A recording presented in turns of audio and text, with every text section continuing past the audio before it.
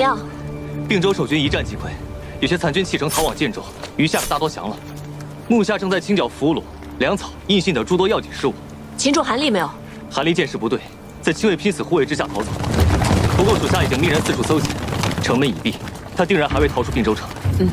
听着，一定要在镇西军之前拿下韩立。是。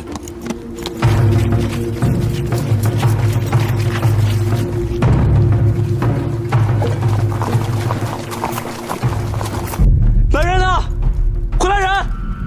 吕先生，吕先生不知道为什么昏迷了。吕先生。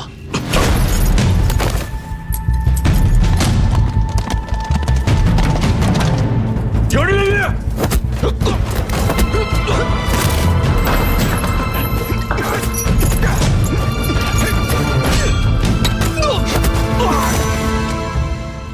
十七郎，这次我真的带了很多人来。韩立呢？抓到没有？我跟崔家有个约定，谁先抓到韩立，并州就归谁。两军一交战，韩立就跑了。啊，不过老包已经去追了。走，捉那老狐狸去。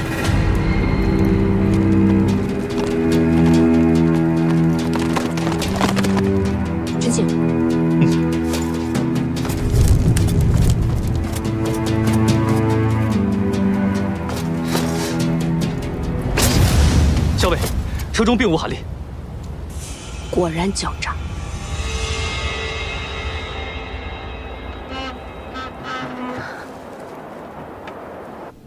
秋翠，没事的。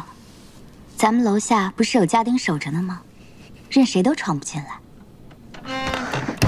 小姐，我听人说破城的军队会四处劫掠，无恶不作，家丁们拦得住他们吗？如若拦得住，那自然平安无事；如若拦不住，此时害怕又有何意呢？都怪三小姐在相爷面前挑拨，小姐这才不得不自请到并州祭祖。要不是因为三小姐，咱们怎么会到这并州来？又怎么会身陷险境？秋翠，不要乱说。三姐说的对，父亲有6个女儿，唯有我，自幼既不聪慧，又无一技之长。如果再不勤勉些，岂不更是一无是处了？那是三小姐胡说，小姐您千万别往心里去。孙大都督要用父亲为相，父亲坚决不允，因此蒙难入狱。京中各大士族，哪个不暗赞父亲有气节？如今父亲好容易出狱，却不得离京。我可以替父亲回并州祭祖，是我的福分。小姐这般，何时才有出头之日啊？如今连府中那些下人都敢给小姐脸色瞧。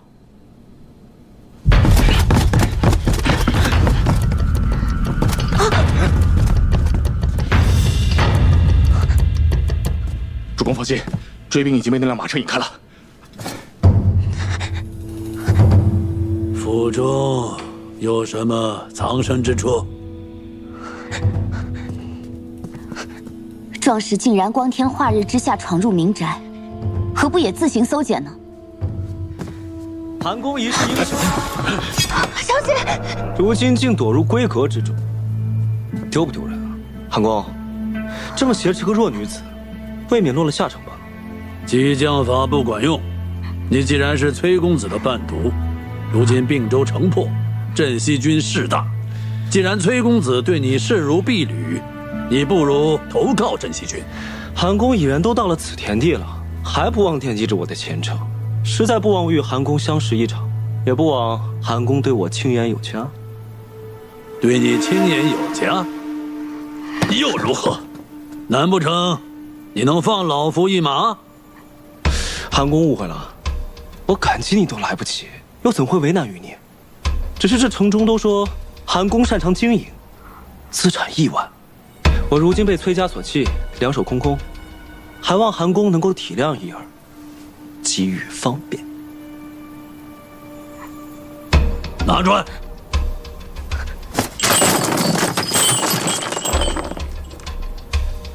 这些珠宝价值连城，你不如拿了去投靠镇西军。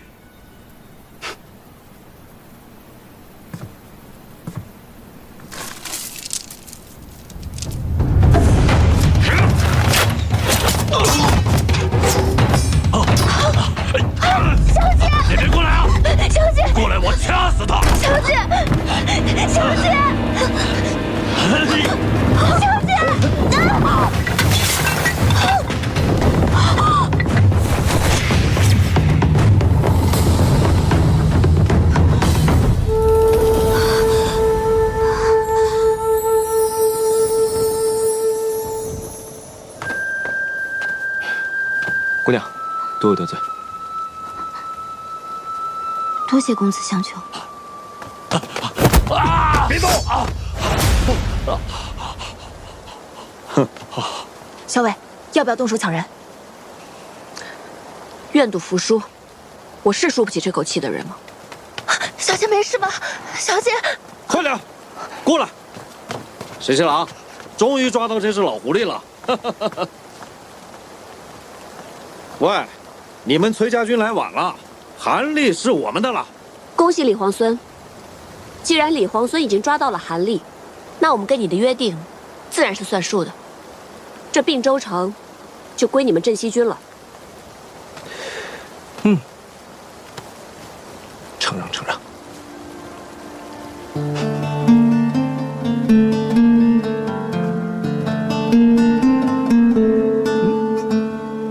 韩立被镇西军抓住了，按照前约，这并州城归他们了。什么？你何时跟镇西军做过这种约定啊？这怎么成啊？何校尉，你为何不早说？此事他早就禀明于我，是我让他这么做的。哦，镇西军缺粮缺得厉害，这件事情我早就禀明过公子。只要一入城，就派人把粮草清空搬走。此刻，就算镇西军得了并州城，他们仍旧没有粮食。原来如此。我有一事想要劳烦兄长。阿林，这是要派我上阵了。都是自家人，何谈劳烦？你是义军之主帅，吩咐便是。如今我大军入城，镇西军另有所图，不可不防。我想劳烦兄长率军驻扎城外，若是城中出了事，你在城外也好策应，以防万一。驻扎城外啊！阿林做此决定，定有你的道理。我这就率军出城扎营。辛苦兄长。都是自家人，客气什么？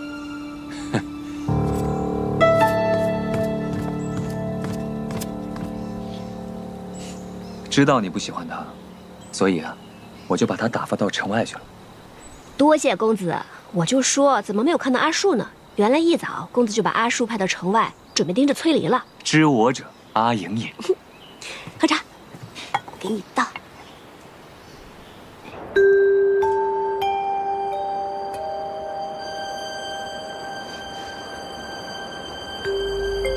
有种再说一次。行，尼尔贝，我就再说一遍，你们崔家军马上交出无理挪寇的粮草，全部推出城外。我们镇西军乃是天子宽和仁义之师，看在咱们同为天子秦王的份上，就让你们在并州城休整一晚，再离开，怎么样？我们镇西军够仗义了吧？并州城是我们打下来的，粮食先入城者可得。虽然我们与你们有约在先，但也是你们占了并州城，凭什么让我们把粮草给你们？以为拍桌子，老子就打你妈！并州城是我们两军一起打下来的，没有我们镇西军，韩立早跑回建州反攻并州了。你真敢说？我说了，还我粮草！你再说一次！你是真2倍还是加2倍啊？若不是我们率军攻城，你没有时间抓韩立。还我们粮草，滚出并州城！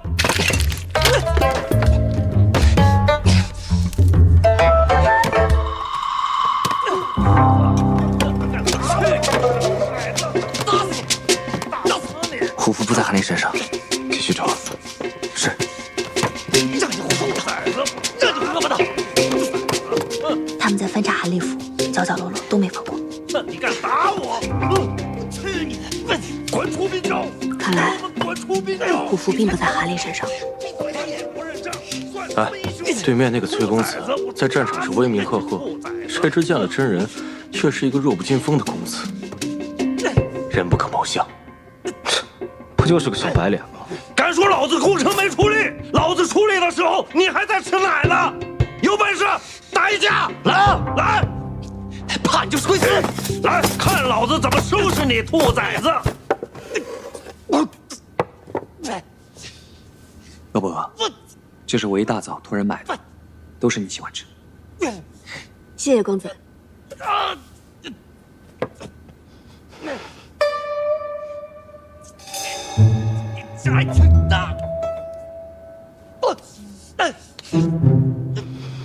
好吃。打哪儿呢你？我帮你擦擦。住手！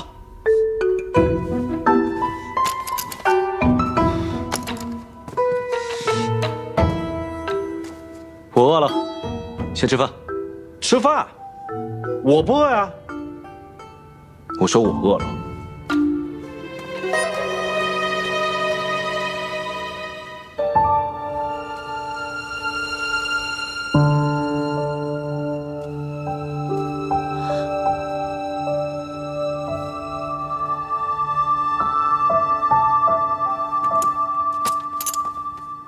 哼！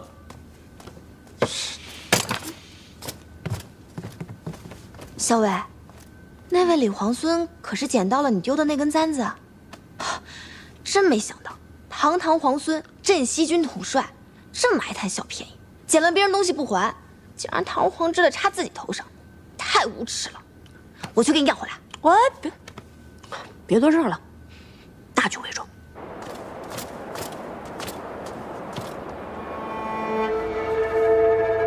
何校尉的簪子不是说丢了吗？为何会在李念那里？是何校尉送给他的。七夕灯会向来是并州一大盛事，这2支大军都在并州，这拜帖送来，不知哪一家能答应啊？哎，只盼不要有纷争才好啊！把你们小白脸公子叫出来！什么小白脸？我看你们镇西军才是吃白食的小白脸。两派大军闹成这样，迟早会打起来，城中无法安定，遭殃的是咱们呐！二位久等了。啊，不敢不敢。我家公子说了，并州城大局初定，人心惶惶之际，正是需要举办一场热闹的灯会，百姓们放了心，日子才能过下去。百姓们过得好，才是我们起兵勤王的初衷。到时候，我们崔家军上下，包括我家公子，皆会出席。届时还要有劳二位。是。看来镇西军是不打算出席啦。不是，你家公子把我家将军吩咐的话都说完了，镇西军上下也皆会出席。啊，多谢多谢。耳朵那么厉害有什么用？嘴那么慢。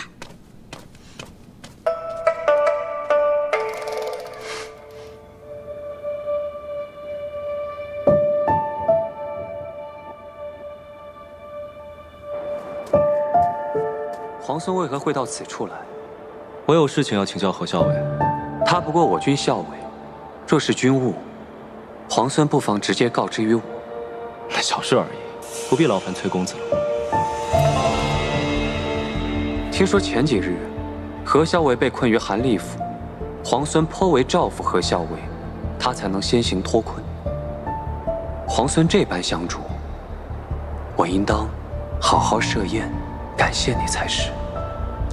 你们崔家军是秦王之师吗？应该的。哪里？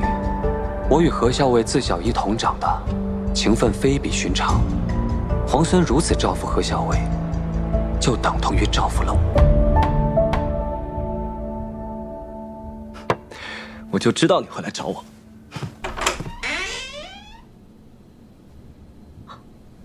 公子怎么来了？就是忽然想来看看你。见过皇孙。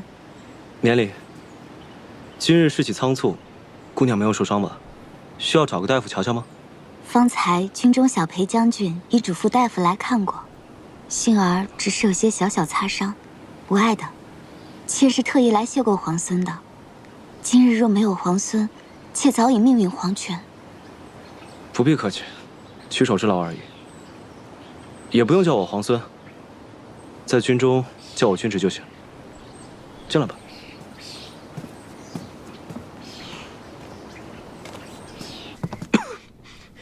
天气已经转凉，公子穿这么单薄就出门，难怪会咳嗽。要是让桃子知道，又该埋怨公子了。无妨。近日我从旁观察，那位李皇孙的确如你所说，是一位难得的将才，不容小觑。李逆的确是谋略过人，镇西军能征善战，若是能与之联手，必定是事半功倍。但如果彼此成了敌人，说实话，如果有李逆这样的对手，恐怕咱们是占不了什么上风的。镇西军为秦王的名头给居住了，无论如何，不至于与我们为敌。无远虑，必有近忧。你可有家人在这城中？我让老鲍派人送你回去。魏相将军明言，妾家姓顾，小字婉娘，本是京都人士，月前奉父亲之命回并州老家祭祖。并州顾家，我记得顾相也出身于并州顾家。听闻在朝上大骂孙敬乱臣贼子，后被下在狱中。那便是妾的父亲。后来孙敬为收买人心，将家父从狱中放归，软禁家中。妾因此请命回并州祭祖，替父亲祈福。原来你是顾相家的小姐。家国倾覆，亲长险遭不测。幸而今日得见镇西军，真乃军威赫赫，所向披靡。妾愿将并州家中存粮献与镇西军，望将军旗开得胜，早日收复京都。这样不仅天下百姓得救，妾的父亲也有救了。顾相忠义，顾小姐又有献粮义举，不愧是忠良之后。婉娘有一事相求，望将军务必答应。顾小姐尽管开口。如今战乱四起，并州距京都甚远，婉娘恐怕难以孤身回到京都，请将军答应让婉娘随军而行，这样也有幸可以亲眼见得镇西大军收复西长京。这大军行军十分艰苦，实在不方便带着女眷。不论行军如何辛苦，婉娘都吃得了苦。若将军有顾虑，我和秋翠皆扮作男子，绝不给将军添麻烦。我还是派遣一队人马护送你们回京吧。将军忙于军务，婉娘亦不愿将军再分兵保护婉娘。只要将军答应让婉娘远远跟在大军之后就行。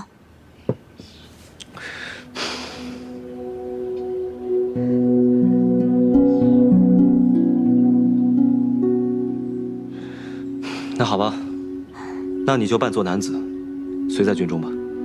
多谢将军。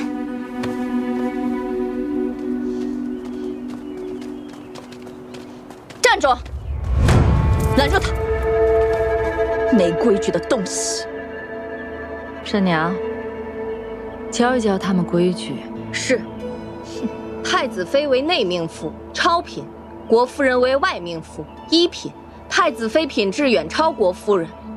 国夫人如见太子妃，须行叩拜礼。怎么，这意思我还得拜礼了？魏国夫人为大都督之妻，大都督功高勋重，太子妃说了，魏国夫人入宫可免礼。我是太子妃身边的女官，正六品；你是魏国夫人身边的婢女，五品制。怎么，一个五品制的婢女想在宫里对六品的女官动手？你这是尊卑贵贱不分，毫无规矩。好一个伶牙俐齿的贱婢！国夫人谬赞了，大都督何等谦逊有礼。国夫人如今出入宫闱，必也得明规矩，守礼仪，方不惹人耻笑。耻笑？我倒要看看，现在谁敢耻笑我！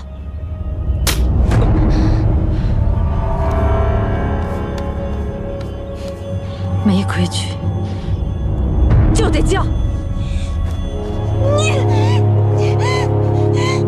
你个贱人！哎呀，阿姐不要再哭了。不瞒阿姐说，外面这风言风语传的确实难听。可毕竟这萧氏是先太子妃，先太子既然已经自强，他若是个懂事的人，就该训了先太子。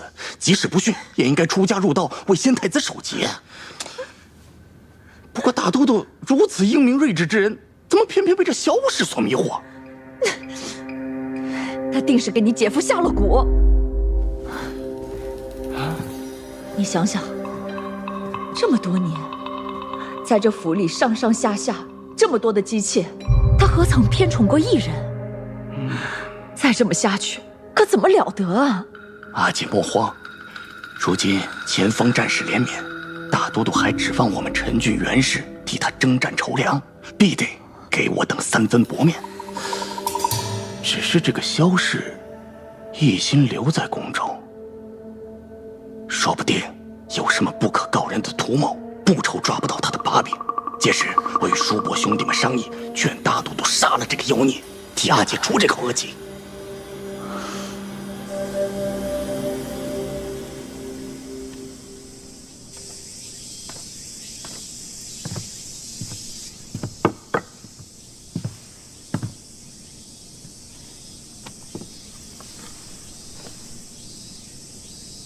下去吧。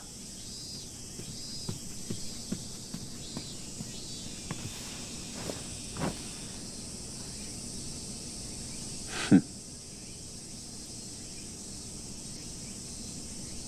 河汉清且浅，想去复几许？哼，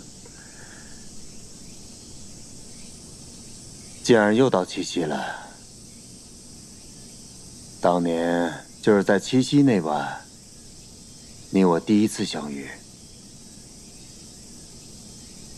早知今日，当初莫若不相逢。你又说这种负气的话，难道还在为魏国夫人置气呢？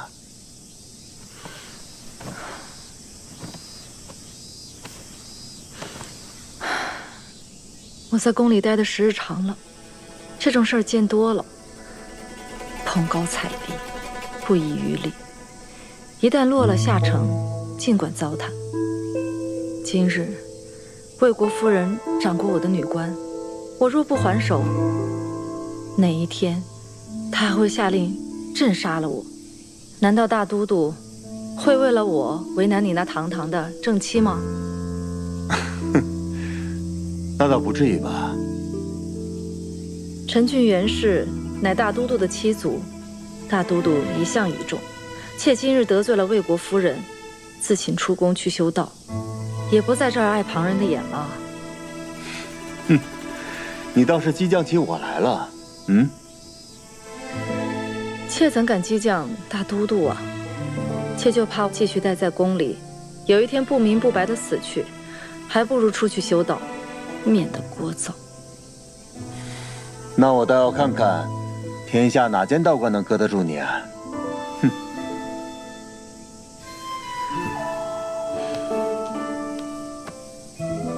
你给我建一座道观，要在山清水秀之处，离西长京很近，这样你出宫就很便宜。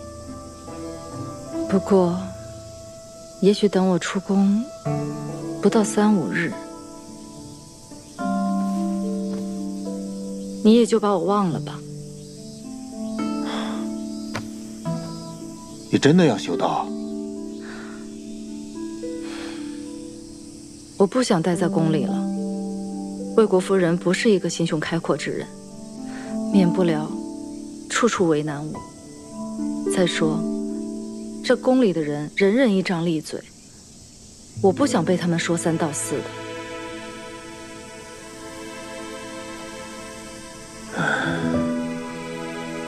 修道的事儿，你就别想了。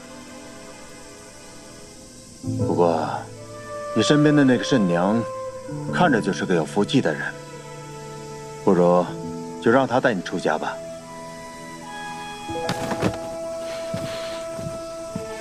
大都督还是说出了实话，为了魏国夫人的情面，居然让我的女官出宫修道，那还不如赐我一壶鸩酒，让我和慎娘即刻饮下便是。她是你的女官，冲撞了魏国夫人，总要个交代吧？那魏国夫人的婢女呢？是她冲撞了我，难道也要让她出家修道吗？你看你，什么事情都要掐架要强的。大都督若一视同仁，处置那婢女，我就让慎娘出家修道，否则免谈。嗯，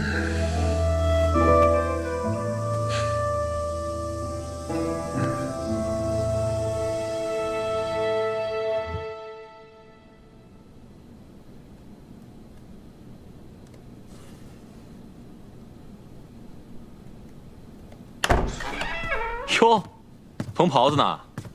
我来帮你。得了吧，缝的还没有我好呢。上次缝你自己那个烂袜子，针脚长得跟蜈蚣一样。哎，问你个事儿啊，我听说你让顾小姐穿男装，随咱们大军一起走是吗？是啊，人家一个人带着一个丫鬟，想回京都，千里迢迢四处打仗，没准就把命丢在路上了。与其这样，不如跟着我们大军一起走。第一次啊，我第一次看到你这么怜香惜玉。你是不是不打仗就会闲得变成街边碎嘴的老太太？哎呀，不是，我是真觉得这个顾小姐不错，配得上你，配得上。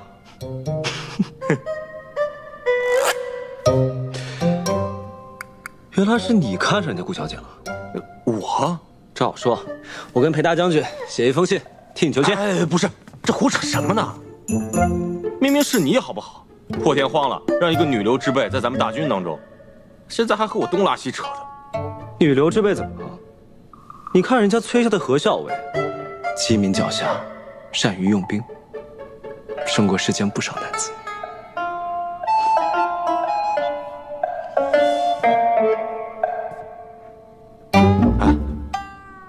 我听你这话的意思，你看上的不是那个顾小姐，而是那个何校尉吧？胡说八道！我胡说八道？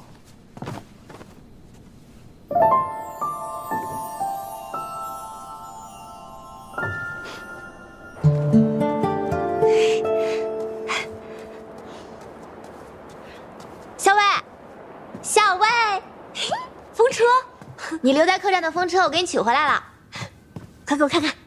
哎，不过校尉，就这么一只风车，你怎么还巴巴的留在客栈柜台上，又特意让我去取回来？你看，这不过就是市面上卖的小玩意儿，既不精细也不值钱。哦，还破了，留着干什么？破了，啊，你看。交给掌柜的时候明明还好好的，一定是没有给我好好仔细保管。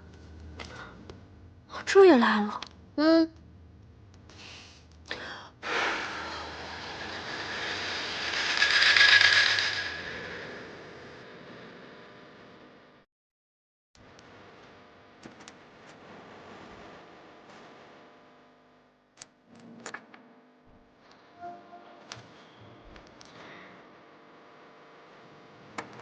不是这么弄的，小心被面条伤到手。我来吧，这种粗活不适合你。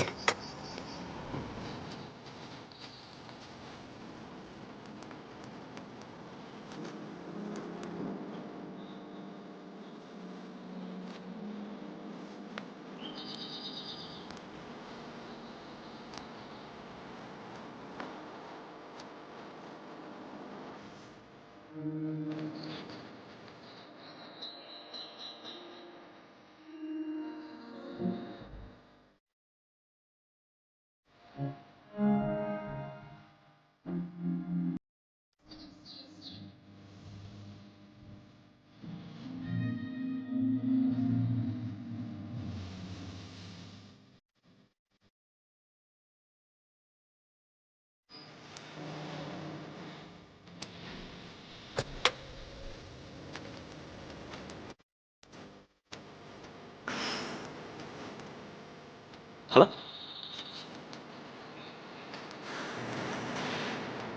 明天晚上一起去看灯会。你不用主持大局吗？那无聊的差事，我早就推给别人了。你呢？要陪崔公子吗？不用啊。那说定了哦。说定了。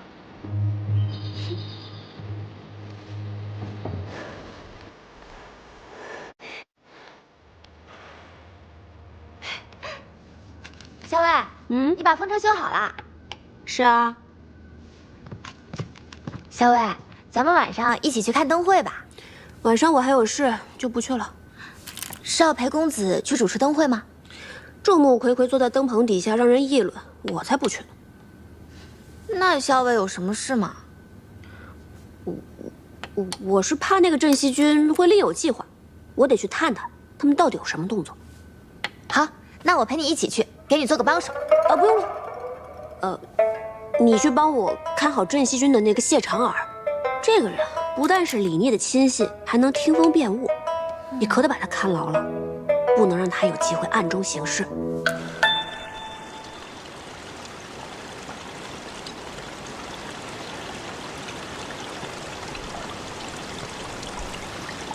哎，我说耳朵啊，你怎么愁眉苦脸的啊？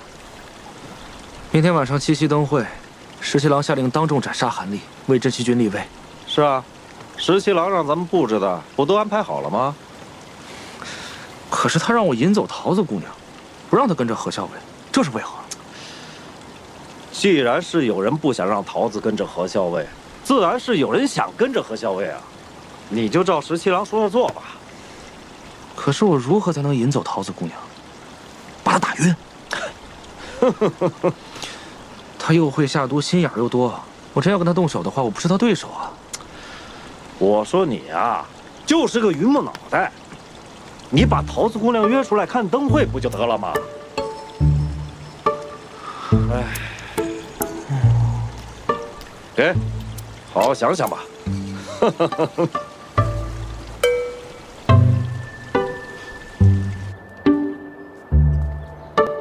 桃子姑娘，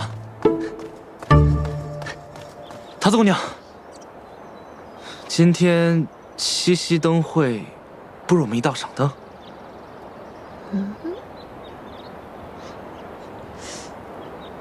你为什么邀我一起看灯啊？因为今天就我一个人，其他人都有事。我看桃子姑娘你也是一个人，不如我们就一道。所以你是闲极无聊才邀我一起的啦？不是桃子姑娘，我没那个意思。哎，算了，你就当我没说吧。站住！你想邀我看灯就邀我一起，来了你又说算了，你拿我当什么了？不是桃子姑娘，我答应你了。啊？晚上一起看灯啊？哦，谢谢桃子姑娘。不用谢，毕竟也省去了我的麻烦。什么麻烦？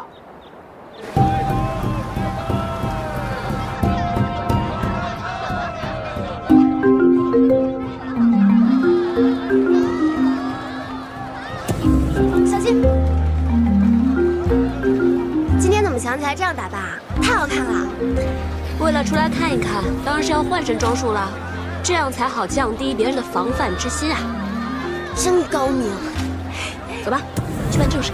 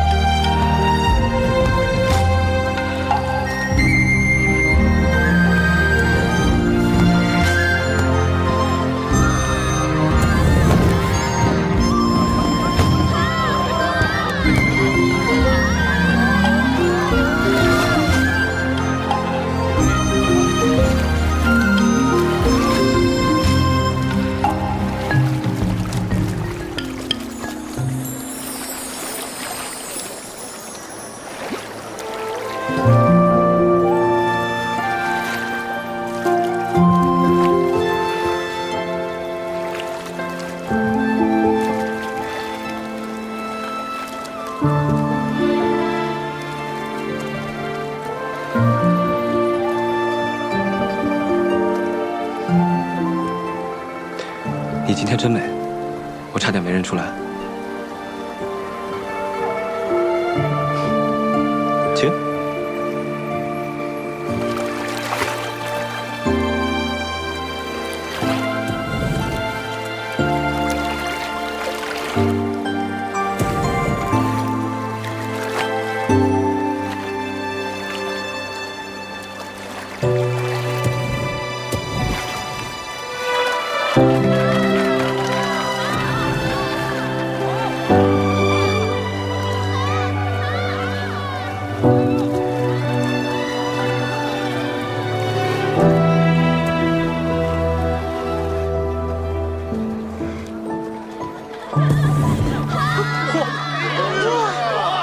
好看好玩的风车了啊！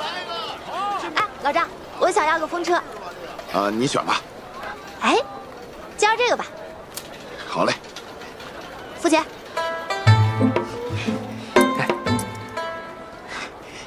你喜欢风车啊？那倒也不是，不过我们家校尉有个风车，插在书架上，他每天看到那个风车，心情就可好了。上一回风车坏了，他还不肯扔，特意精心修补好的。但这个风车也不贵啊，才2文一个。啊，就是嘛，我也是同他这么说的。我说，要不然我陪你买一个新的吧。但是他说我不懂，说什么风车不能自己买，要别人送的才有趣。所以刚才我看到那个人，我就想，我也一定要别人送我一个。我倒是要看看，别人送的风车到底是哪里有趣呢？所以你才要我花钱给你买？给本姑娘买风车，你应该觉得很荣幸吧？荣幸荣幸。不过这别人给买的风车，到底哪里有趣？我怎么看不出来？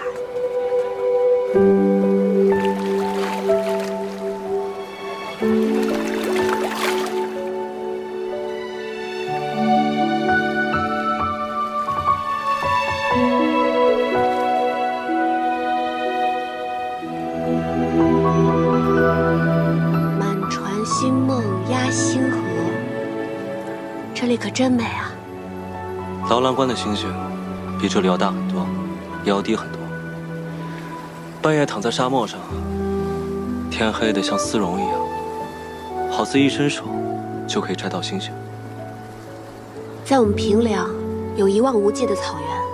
小的时候，爹爹带我出去打猎，有的时候我在马背上睡着了，醒来一睁开眼睛，看到天上的星星一颗一颗的，就像快要掉下来的糖粉一样。我从小在京中长大，自从学会骑马之后，我便经常独自一人驰马去乐游原。乐游原是京中名胜之地，它的地势奇高，站在那儿可以俯瞰整个京都。万树鸣蝉，隔岸红，乐游原上有西风。西河自衬鱼泉素，不放斜阳更向东。原来你喜欢这首啊，可我喜欢另一首。等等，我知道你喜欢哪一首。什么？离离原上草，一岁一枯荣。野火烧不尽，春风吹又生，是不是这首？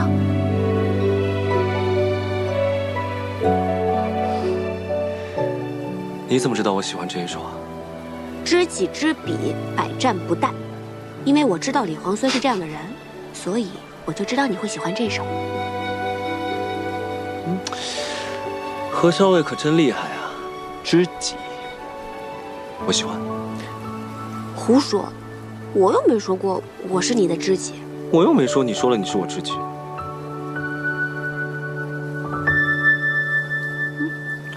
哎，我的裙子怎么都湿了？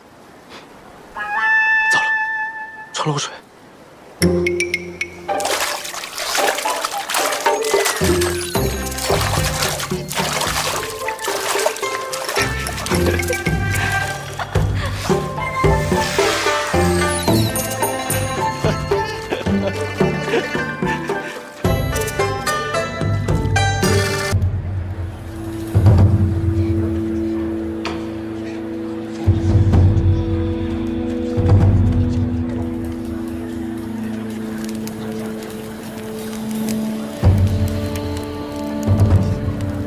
崔公子、裴将军莅临七夕灯会，令并州蓬荜生辉。老朽斗胆，请二位为七夕许愿灯赐字，请。我们先写吧，来，把灯拿上来。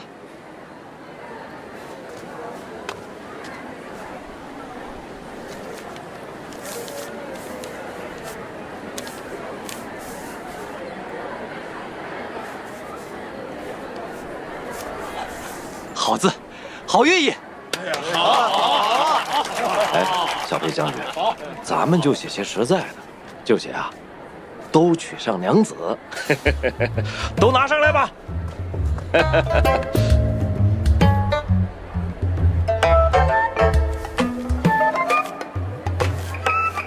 哎，咱们镇西军上下都是光棍，简直一支光棍军，连这个愿望都不给许啊！风调雨顺，风调雨顺，好。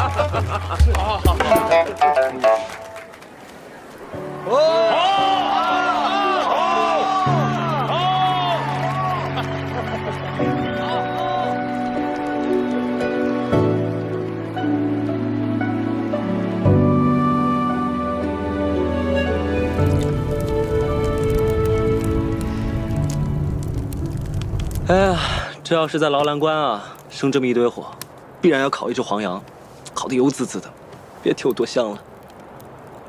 小的时候，阿娘也经常在火堆里面给我烤芋头吃。那下一次有机会我烤给你吃。说的我都有点饿了。走，带你吃东西去。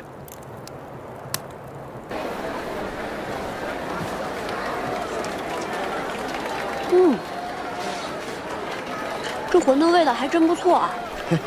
谢谢小娘子啊，这是我家自己调的骨汤，因此这滋味十分不错的。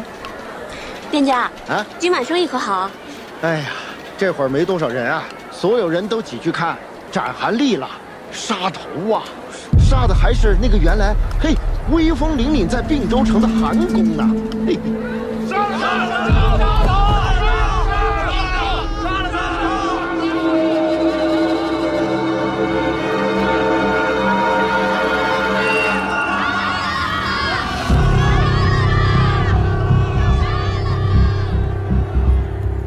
公子，都一案白土的。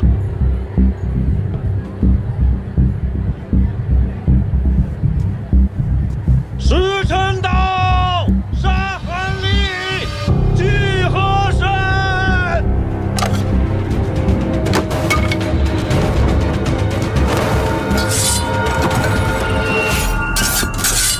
救主公！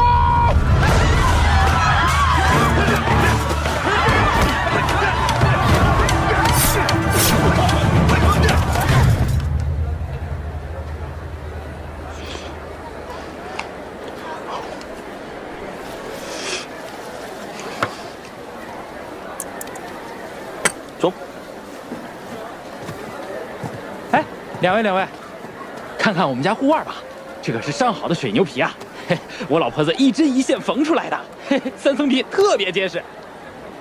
公子啊，您是习射之人吧？带上它再合适不过了。还不错。小娘子，给你夫君买一个吧。哎，我都帮你修好了风车，你是不是应该送我一样东西啊？他不是我夫婿。啊？这明明很相配，难道是我看错了？店家，刚才那位公子在问什么？嗨，护腕问了又不买，哎呀，不知道在想什么。哎。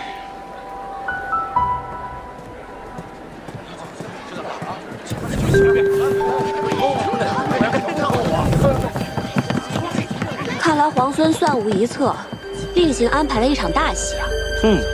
何萧为你这么一夸我，我总觉得我计划还不够周密。蓝河水18弯，1弯就是那银松滩，银松滩里鱼儿。石七郎，石七郎，哎呦，石七郎，石七郎，怎么弄成这样？没事。石七郎，怎么样？该杀的杀，该抓的抓，一个不落。东西呢？老王，拿出来。护符啊，可是俺找到，就在这儿。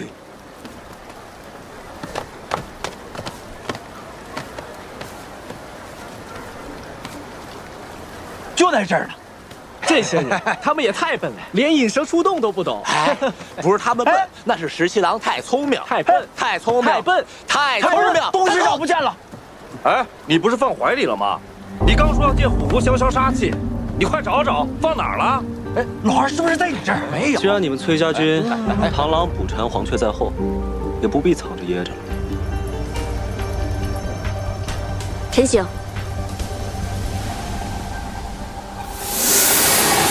虎父，你跨步在哪儿？快救他！喂，小娘子，你不是皇孙的爱妾吗？不是要和石七郎私奔吗？你虽然是崔家军的人，但不是身在曹营心在汉吗？现在怎么反倒过来帮这个小白脸坑咱们呢？就是，说清楚，怎么回事？胡说八道！你们小两口闹别扭，也不至于闹这么大吧？闭嘴！李皇孙，你这是何意？如何说我的下属是你的爱妾？你又怎么能如此？放任他们侮辱我崔家军？哎，他可是自己说的，他亲口跟俺们说他是皇孙的爱妾，还要跟俺们石七郎私奔呢。他怎么会帮你这个小白脸？阿英，公子，当时在山寨遇险，我才假借皇孙家眷的身份，这帮人不明就里，才如此误会。侯校尉，借一步说话。我们走吧，不要跟他废话。公子，我很快就回来。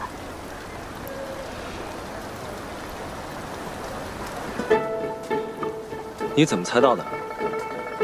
这几日你的人把韩府几乎翻了个遍，我就知道，你虽然抓到了韩立，但是没有找到虎符。所以你就不再费力气搜虎符？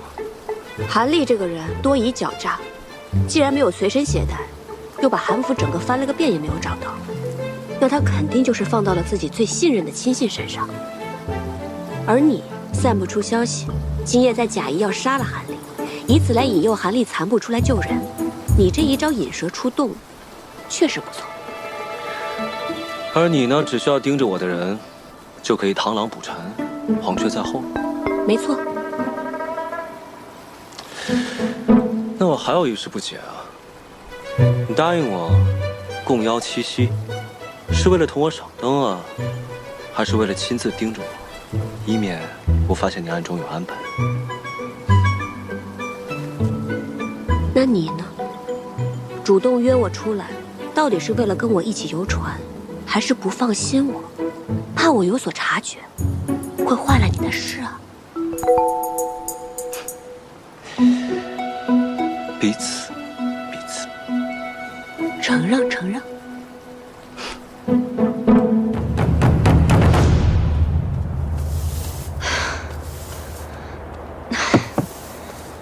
歇一会儿。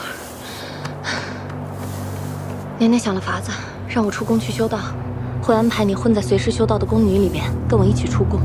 不要怕，应该就这几天，很快就可以出去了。有人来了，我走了，你保重。阿姐，阿姐，哎呀，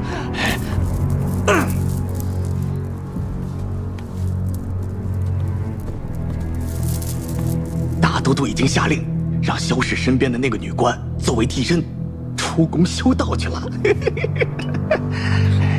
什么？只是让那个女官出宫？那萧氏那个贱人呢？还安然无恙的在这宫里气我？阿姐急什么？大都督既然已经迷恋萧氏，那咱们就得一步一步来。俗话说得好，心急吃不了热豆腐。只要我们把萧氏身边的羽翼都给他剪除了，还怕没法子弄死他们啊？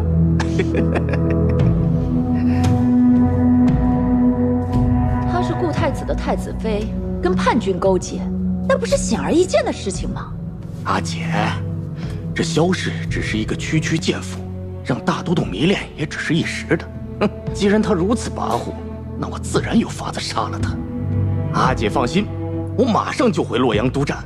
只要我们袁家在阵前继续立下功勋，阿姐在大都督心目中的位置就固若金汤了啊！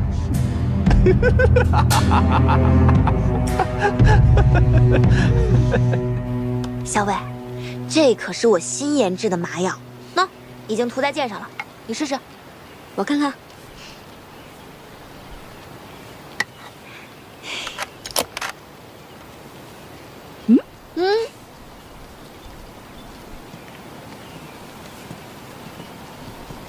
小姐，当时皇孙救你的时候，就那么把袍子解下来往你身上一披，他动作真是太潇洒了，我在楼上都看呆了。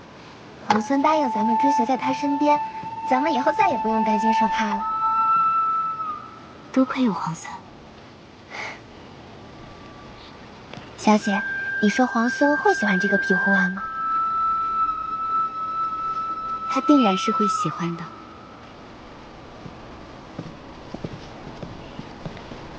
我只加了一点点奶油，就已见过何校尉。顾小姐多礼了。何校尉这一身劲装，真是英气好看。小姐，皇孙让咱们穿男装随大军而行，我看何校尉这身装扮甚是好看。小姐何不向何校尉请教，照着样子剪裁一身？多嘴。何校尉是军中历练出来的气魄，所以英气勃勃，洒脱好看。我要是也穿上这一身，只不过是画虎类犬罢了。无妨，我的衣裳都是桃子帮忙打点的。你没有穿过男装，不知道他们其实袖子这个地方做得很是大，还有肩颈处做的也很是阔大。市面上买回来的男装都需要改过才行的。桃子，回头把咱们做过的图样送到顾小姐房中去吧。好。如此，多谢何校尉了。顾小姐客气。哎，是这件衣服吧？哎呦，这可真是买大了，不好剪裁的。不是，这是皇孙借给我们小姐的衣服，我们小姐亲手洗净了，要还给皇孙去。秋翠，你有多嘴？其实是上次皇孙出手相救，便借了这件外衫替我遮挡。何校尉切莫误会才好。啊，哪里？顾小姐何出此言？如此，就不耽误顾小姐了。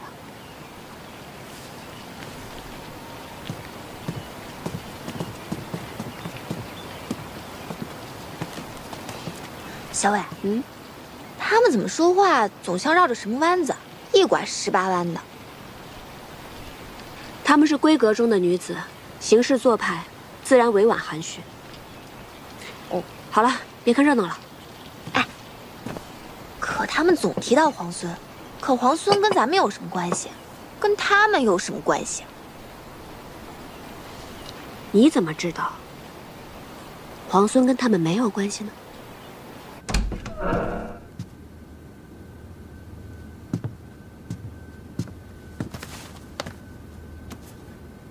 公子一看就是习射之人，带上他再合适不过了。还不错。小娘子啊，给你夫君买一个吧。哎，我都帮你修好风车，你是不是应该送我一样东西啊？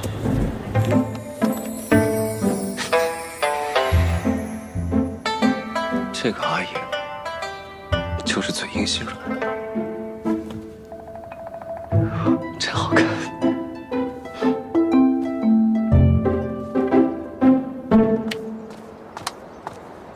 何校尉，我有话跟你说。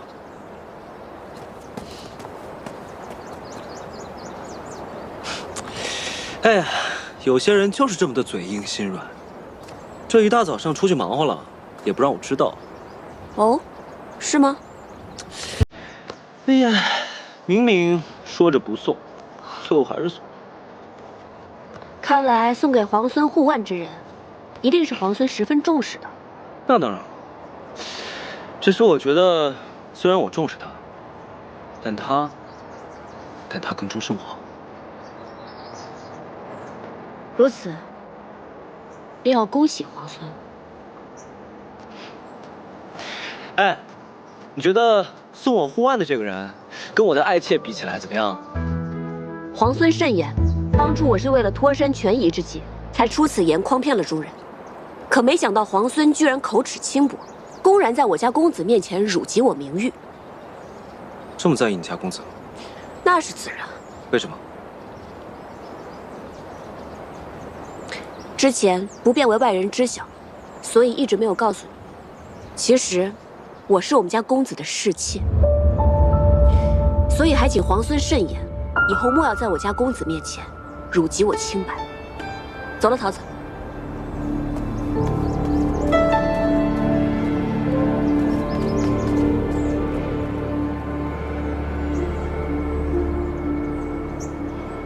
小薇，你为什么要跟皇孙说你是公子的侍妾啊？今日的谈判正到要紧处，要想乱了他李皇孙的心神，必须得有一个出其不意的消息才好。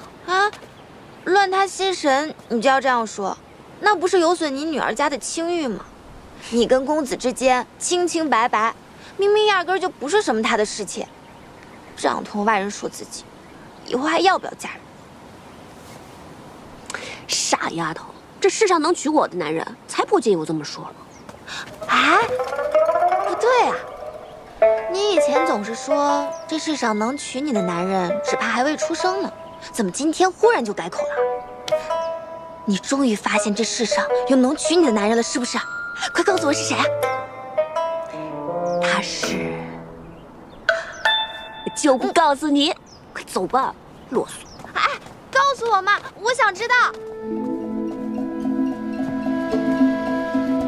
建州守军认服不认人，我们崔家军既然虎符在手，那建州已然是我们的了。那你们倒是拿虎符去呀！别以为老子不知道，你们不就想要韩立吗？凭虎符进城，以韩立相协，如此就能不费一兵一卒拿下建州城。并州城已经是你们的了，靠着韩立有何用处？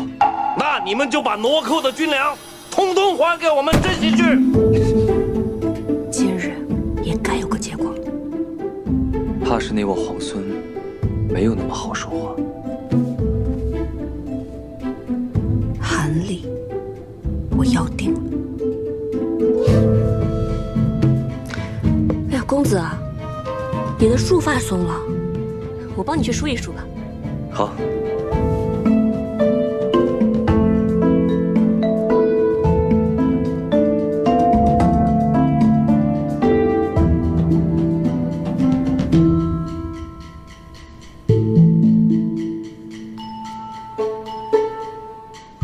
石七郎，其实关于崔家军的何校尉，有句话我不知当讲不当讲。不当讲。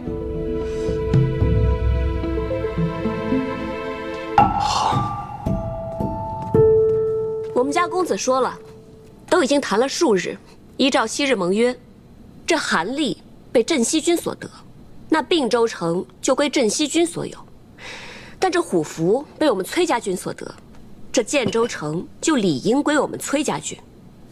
虎符明明是我们先找到的，你们用计夺了去；还有，并州城明明是我们镇西军所有，你们却抢先入城，抢走粮草。先还了粮草，再说建筑的事儿。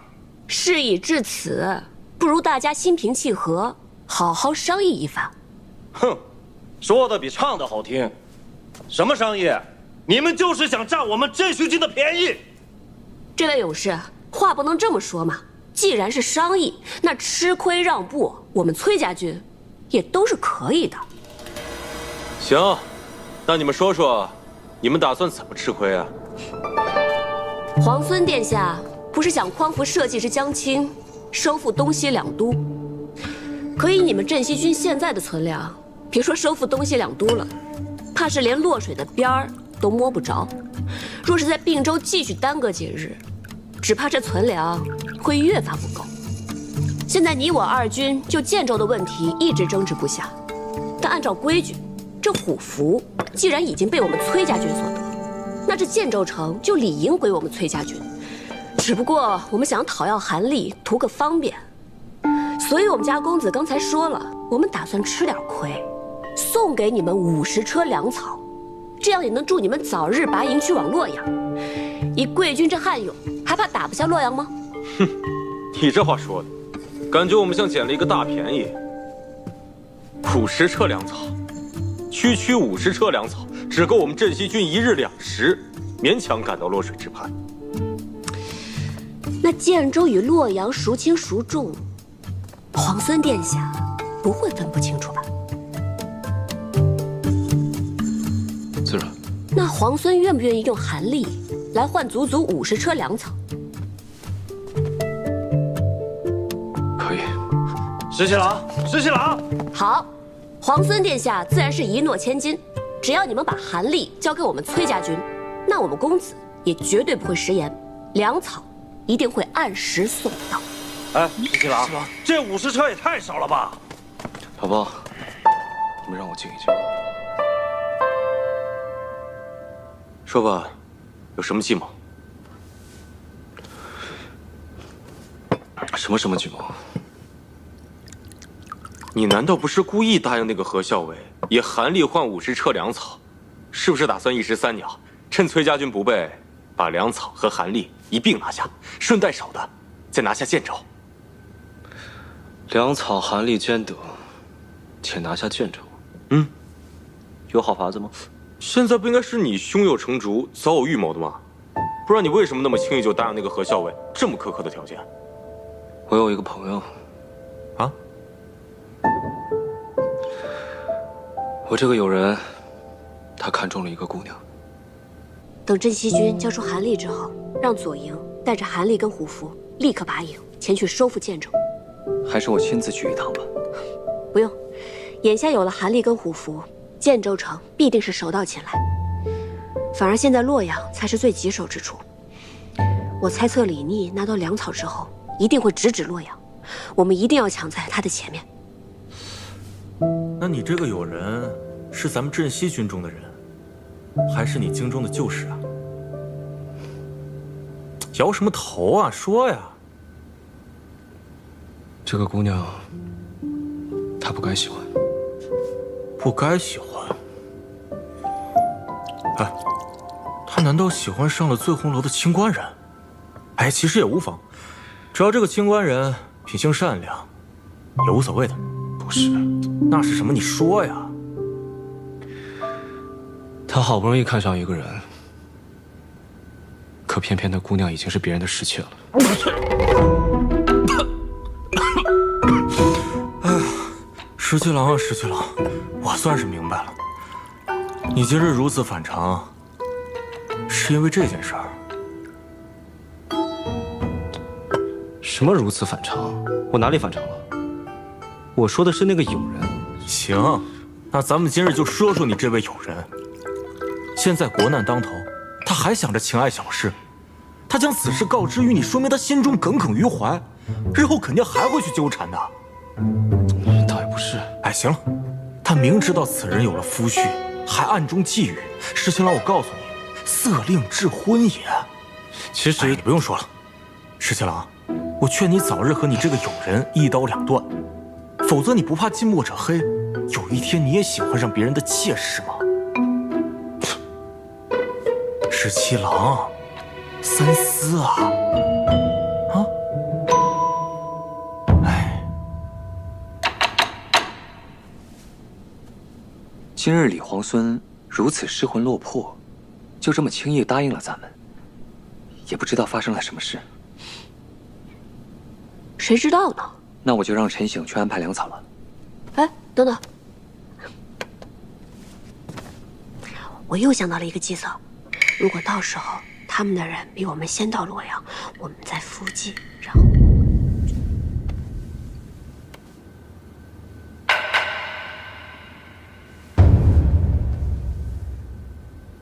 奴婢替娘娘出宫修道，是奴婢的福分。只是奴婢从小服侍娘娘，从府里到宫里，这么多年，奴婢舍不得。娘娘日后万千保重。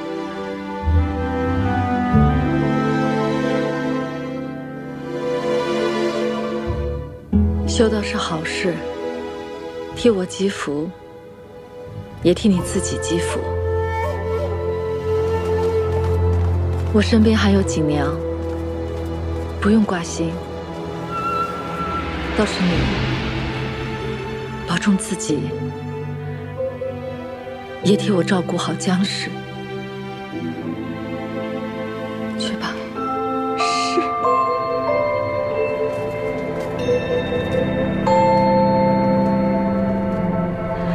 娘娘放心，奴婢走了。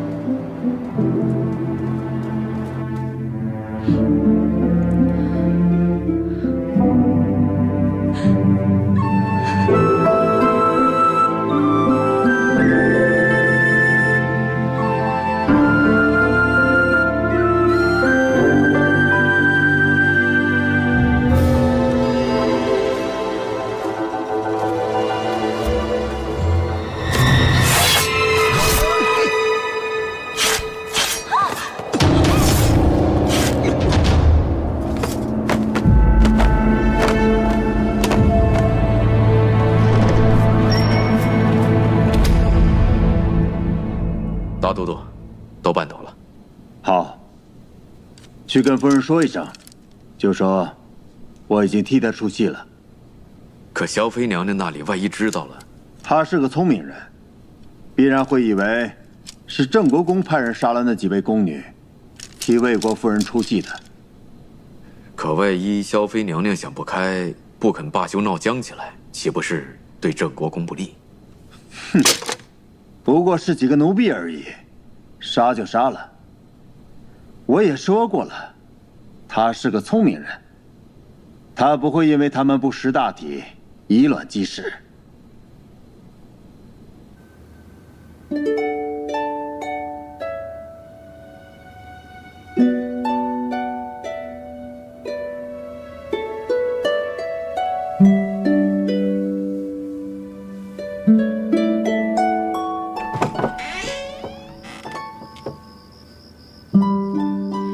皇孙营夜来访，难道是想做梁上君子？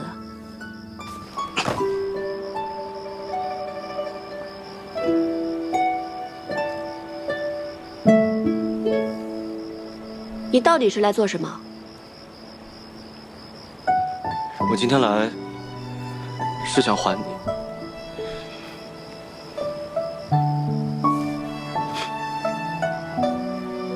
还我什么？我来是想向你解释，白天是我误会了，我以为护腕是你送的，言语间多有冒犯，还请见谅。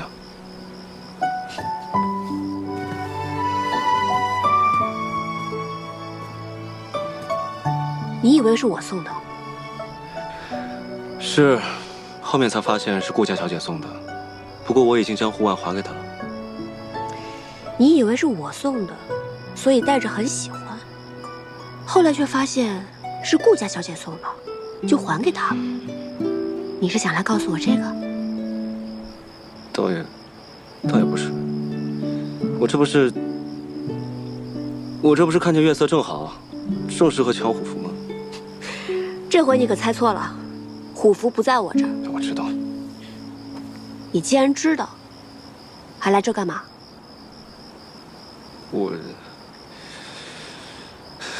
我这不是……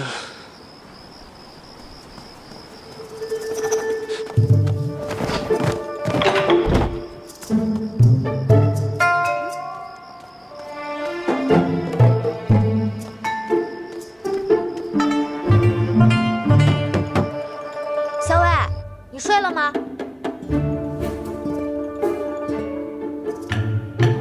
我已经准备睡了。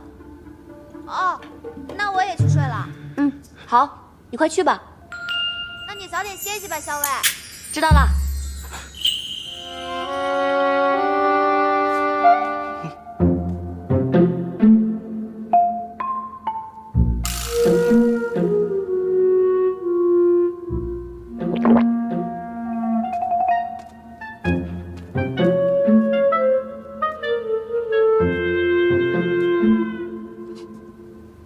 你捂着眼睛干嘛？脸这么红啊！太热了这儿。基业露重风寒，皇孙居然觉得太热了。你刚才为什么要帮我遮掩？深夜擅闯女子卧房，皇孙不嫌瓜田李下，我还嫌。我跟你说个正事，今日你用50车粮草换取建州，明显不公。我知道你们崔家在荆州埋伏着人手，我父王被孙敬扣在京中，我想借你们人手一用，救出我父王。皇孙真是毫不客气呢。我要是偏偏不答应呢？你要是不答应，那我就……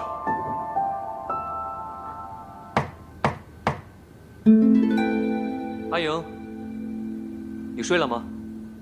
我刚睡下。我有要事要同你商议。好，我来了。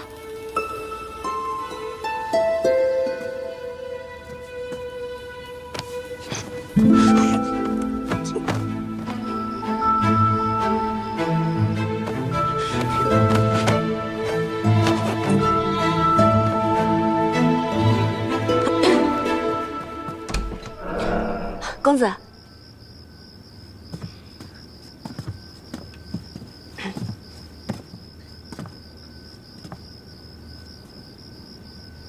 公子，是不是哪儿来了军报啊？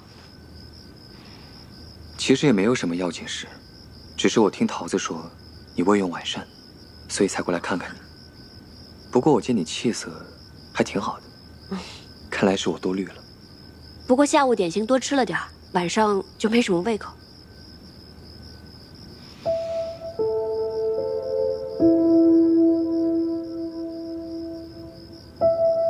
那你早点睡吧。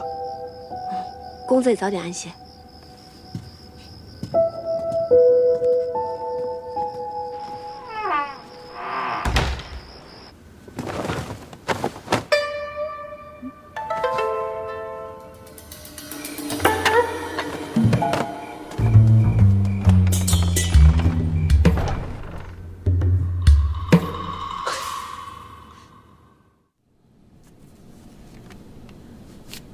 都打听清楚了，世娘和江氏的骨灰都被扬在了城外。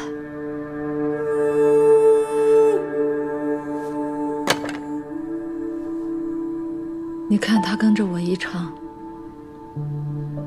却落得一个挫骨扬灰的下场。娘娘，你想哭就哭出来吧。我不哭。即为太子妃，我就要坚强，不能再哭。可是我恨我自己，为什么这么没用？没有保住江氏府中太子的骨血。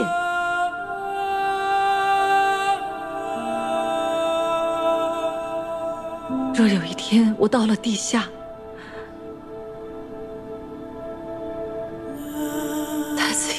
会原谅我的。娘娘，太孙还活着，若是没有您的话，他都活不到现在。他还等着您呢，娘娘。我知道，为了太孙，我也要好好的活下去。奴婢知道，娘娘忍辱负重是为了什么。世娘她也知道。他走之前跟奴婢说，他跟随娘娘，死而无憾。锦娘也是，只要娘娘一句话，锦娘就是即刻死了，也欢天喜地，死而无憾。娘娘，不要轻言说死，死是最容易的。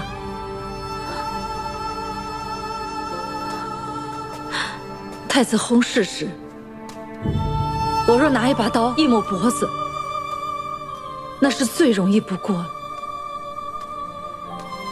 世人还会赞我一身贞烈，可我心里明白，我不能那样做，我得活下来。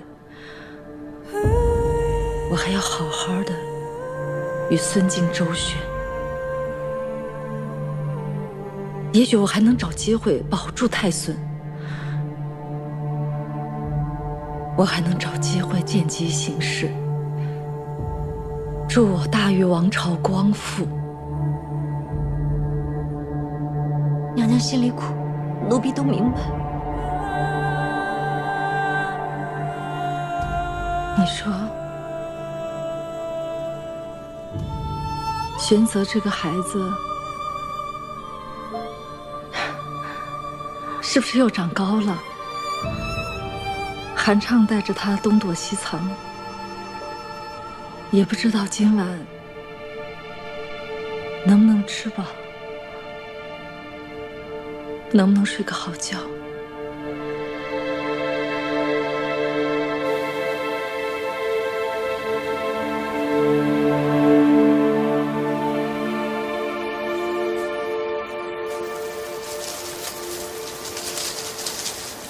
殿下，喝口水吧。韩将军，之前咱们不是商量过假扮成叔侄行路吗？将军叫我阿泽便是了。太孙身份不同，此处四野无人，该守的礼还是应该守的。殿下饿了吗？不饿。韩将军，母妃有来消息吗？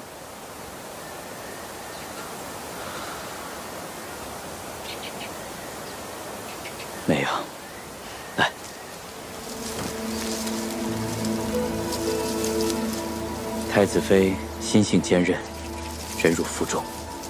若不是她机敏安排，我和太孙也难逃过孙敬的搜捕。如今行路既远，太子妃处消息断续，也是常有之事。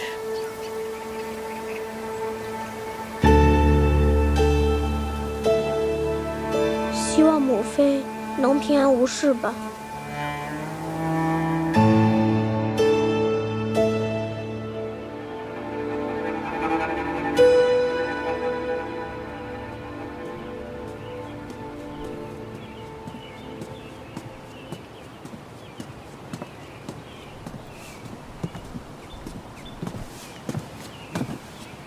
见过皇孙，不知皇孙相邀，所谓何事？同在这并州城，军事纷扰，还未与公子言谈一二。今日备了份薄酒，想请公子前饮几杯。我素来都不饮酒。在下有事相求，请公子赐个薄面。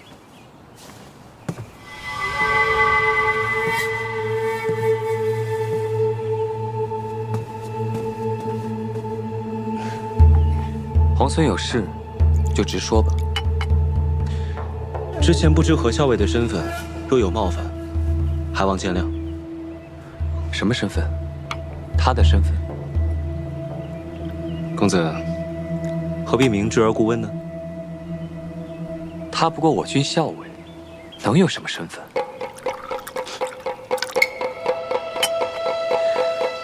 公子不必隐瞒，我什么都已经知道了。只要公子答应帮我这个忙，我便会保守这个秘密，绝不会让旁人知道。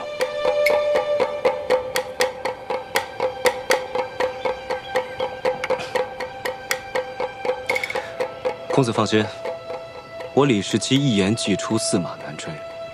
只要公子答应，我便让这个秘密烂在肚子里。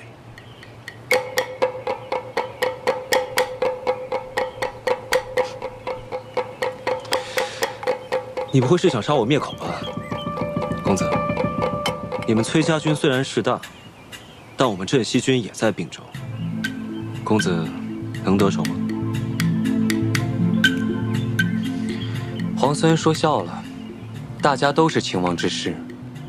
皇孙说吧，你究竟有何事，需要我们崔家相助？但说无妨。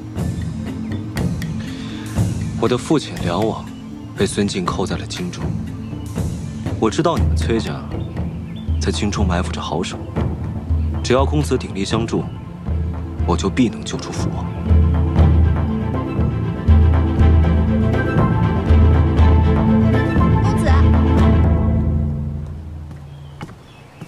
公子，校尉问起，才知道您往皇孙这儿来了，应该回去吃药了。